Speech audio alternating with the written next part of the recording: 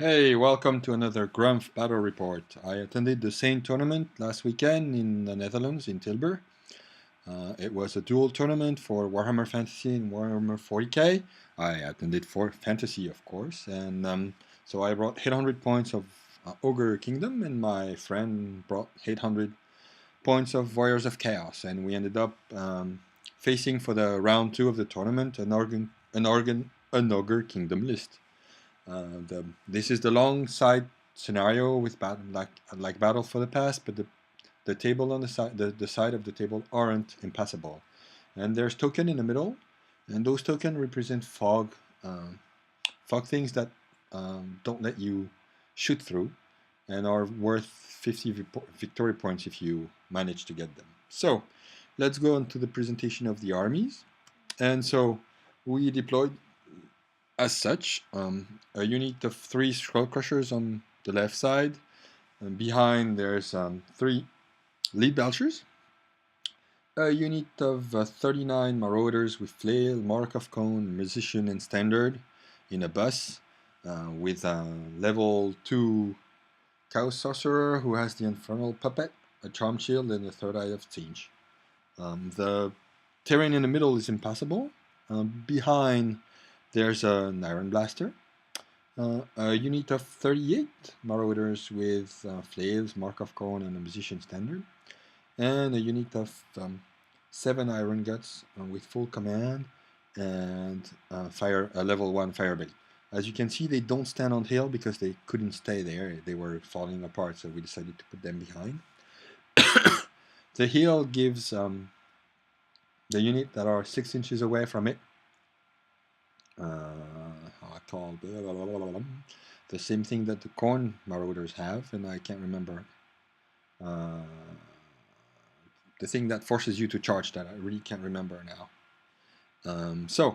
And on their side they had a Saber Task, a unit of 7 Bulls with level 2 Fire Belly, a unit of 7 Iron Guts and Bruiser, an Iron Blaster, 3 Mournfang Cavalries, and I really love the model from Forgeworld for that, and 4 Man-Eaters hiding behind them. And on the far right, that you can barely see, is another Saber Task. So, first turn that we get. We move up like this, preparing for charges. And then we go to shooting and magic, and with the cannon, I managed to kill 1 Mournfang, and we're like, oh yes, let's have them test for panic, but they don't. We get an objective, the one that's in front of the Skull Crushers, and for them, they move a little bit, but not much, and they do shoot their cannons at the Skull Crushers, but we managed to. So that's how they moved. I'm sorry, I really forgot that. And they get the Saber Task in front of us, then they shoot and they kill 1 of the Juggernaut. So our turn, as we're frenzies, and that's what I was looking for at the beginning of this battle report. We have to charge. So both of our units here charge the Saber Task. On this side, we back up a bit because we're frenzied and we don't want to charge and be counter-charge. And we are going to try to do a bit of damage with shooting and fireballs. With shootings, we managed to to add some wounds on the second on the second Mournfang, but that's it. We of course kill the dog and end up on the right flank like this, and that's where we didn't know, and that's what I learned from that game, is that when you overrun and you have the Swift Strike rule, you can use the Swift Strike rule. Then our Skull Crusher should be hiding behind the building, because that's where they should have end up, and our plan would then have been to run around the building and start hitting from behind, but unfortunately we didn't know that rule, so it didn't happen. they move like this, and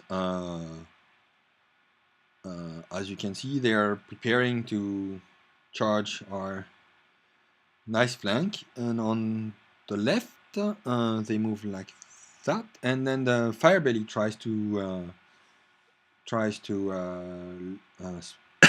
cast cascading fireball. No, not the cage, the burning cage, where your unit takes damage and can't move, and does so irresistibly on the unit of Marauder that is in the center. And doing so, he so the unit that's here on the right, and doing so, he manages to kill himself into the warp and kill half the unit, and they flee.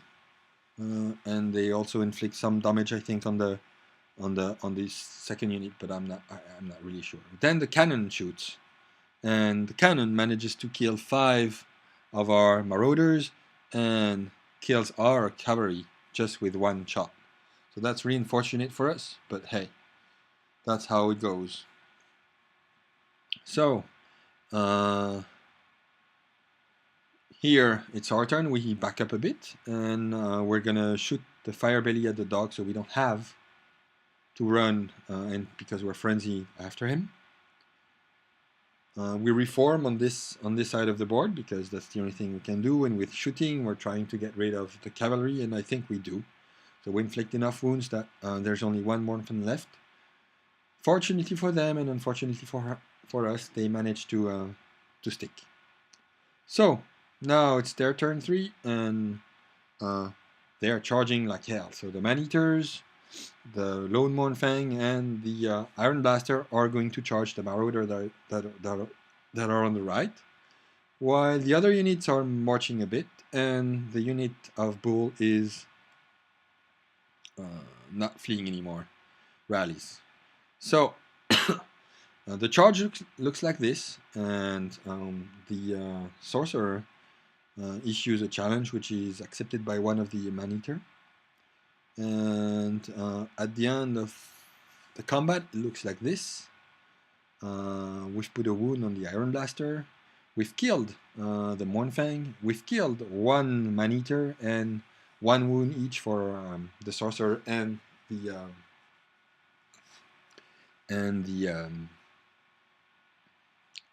Man-Eater that is in the challenge. And as you can see, we don't lose. We stand. So here we managed to fireball them a bit. Do we? Yeah, we do. And so, no, that's, I don't remember what this represents. Sorry. And so here, I charged the lead belcher on the side to get combat res and try to make this combat winnable, because you need to remember that the flails are only nicely work on first turn. On second turn, the Marauders are really bad. But hey, let's see what we get. And after combat, that's how it looks. So we've been overrun, and it's their turn. The dog is gone, so we don't have to charge anything. And with Fireball, we're trying to whittle down the the Iron Gut unit, but we're not that good at it. So he declares a charge with his Iron Blaster and my Iron Blaster, and that's where you see how nicely configured and completely painted Iron Blaster looks way better than the one that's still work in progress. But still, hey, kind of a nice weapon. And I lose combat here and flee. And so on my turn, I'm like waiting for his charge, and we reform the block of Marauders here just in case we could flank charge him in the next battle. And I'm still trying to fireball with a ring and fireball with magic, the Iron Guts unit, but it doesn't do much because I roll really badly. So on their turn 6, they charge. They pop up my cannon. No, that's their turn 5. or their turn 6, their turn 5. They pop up my cannon, and we end up like this on their turn 6. We moved a bit on our turn 5, still trying to shoot everybody with the fire magic, but it doesn't really help. And they decide not to shoot the cannon because they want to keep the point just in case. And that's the end of the game. So it was really a fun game. What I learned is that when you have the swift ride rule and you override, you can use it to override, and it really makes a difference. We would have saved our cavalry and would have probably changed a few things. I really rolled like crap in Magic, and I think we forgot, me and my partner, that we had chosen Lord of Fire because of the lore attribute, and we used Lore of Fire, but we forgot to target the same unit at the same time, so we ended up like not getting the D3 every time that we were targeting the same unit. Anyway, it was fun. We lost by not so much, so it was a draw, and I hope you've enjoyed it. If you did, please leave a comment or let me know how you would like those battle reports to be announced. Thank you very much.